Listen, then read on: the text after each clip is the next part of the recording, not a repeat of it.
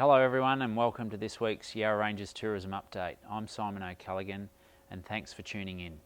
Well, it's welcome news for parts of our region who are in regional Victoria, so those parts and partners of ours who are in Murrindindi are going to welcome a relief as they make their reclassification and advance to the next step of their roadmap to reopening, which essentially for businesses will allow up to 50 outdoor dining patrons to take place and 10 indoor patrons to take place in indoor dining venues. There will be a raft of other conditions as well, but the big one will be that people from regional Victoria will now also be allowed to travel and holiday within regional Victoria. So that is a big step forward for that part of our region. Meanwhile, for the rest of us, we need to just sit tight for a little bit longer until our average 14-day COVID rate gets below 50, and hopefully before the 28th of September, when our next step on that roadmap to recovery can continue if all things go well. So for the moment, some of us get a chance to test the waters, while for others, and for the majority, we need to sit tight and watch how that unfolds in regional Victoria, and we wish them every success with that, and operating, of course, all within having a COVID WorkSafe plan in place. On Sunday, the Victorian Government announced a $3 billion support package for business. This is a further extension of those other programs that have already been announced. Lots of aspects about tax relief and deferments of payments.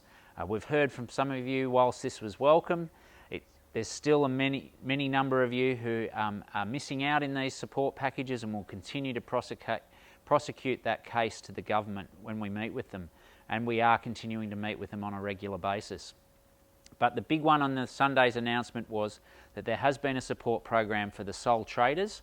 So sole traders now can access support of up to $3,000, which has been missed from all the other programs so far.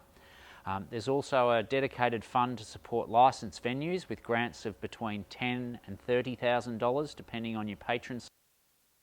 There will also be a further round of the business support fund, which many of you have qualified for so far, and those grants will offer amounts of between $10,000 and $20,000 again. Yesterday also we saw that there needs to be some support for the outdoor dining progressions which have been announced. The government clearly want to get people back out enjoying venues, back out enjoying our food and wine and beverages that we offer in so many fantastic regional Victoria locations.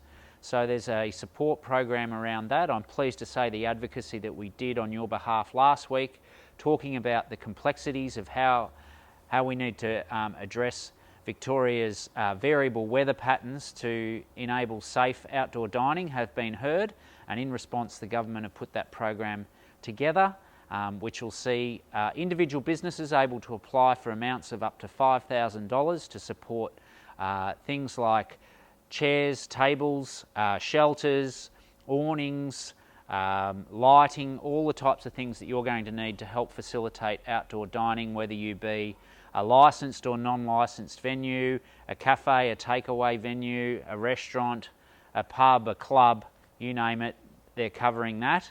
And also local governments will be able to access some pretty significant funds to support outdoor street dining environments right across their municipalities. So we're working closely with our partners from local government on what that will look like and how that can help you and your businesses. But look out for all of the details on business.vic.gov.au. So some really pleasing results as a result of the advocacy that we're doing in that space. Of course, when it comes to marketing and campaign activity, we're working with our peak body Visit Victoria, who have launched the Click for Vic campaign. I'm pleased to say that there's been some really positive results from that campaign, and in response the government have extended a further $8.5 million for that campaign. We're seeing huge traffic come in from that campaign to our regional pantry site. So as we've said in previous weeks, if you haven't got something listed on the regional pantry and you've got some produce that you'd like to list and have sold, please take advantage of that. You can also, of course, partner with other initiatives like the Victorian Country Markets. So get onto those programs and benefit from what is essentially about a $10 million marketing campaign to promote the purchase of regional produce.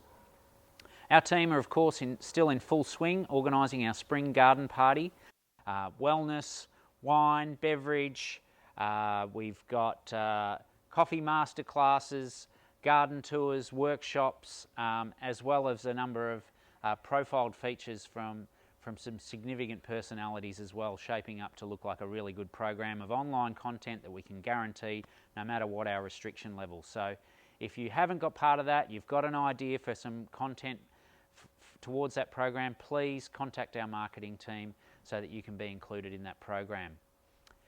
Last week, our advocacy I've mentioned already, we continued to meet with the Minister for Tourism, Martin Pakula, so we welcomed that opportunity, and I'm pleased to say that he's listening to all of those feedback that we're getting from business, and in addition we have invited the Minister and the government's MPs that touch our area to sit in on a special business roundtable towards the end of this month, and we'll be reaching out to a number of you to take part in that forum as well.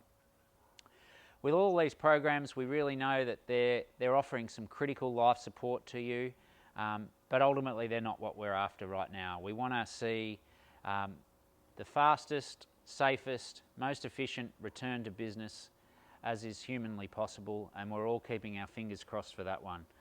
So with all of that, stay safe from our team to yours.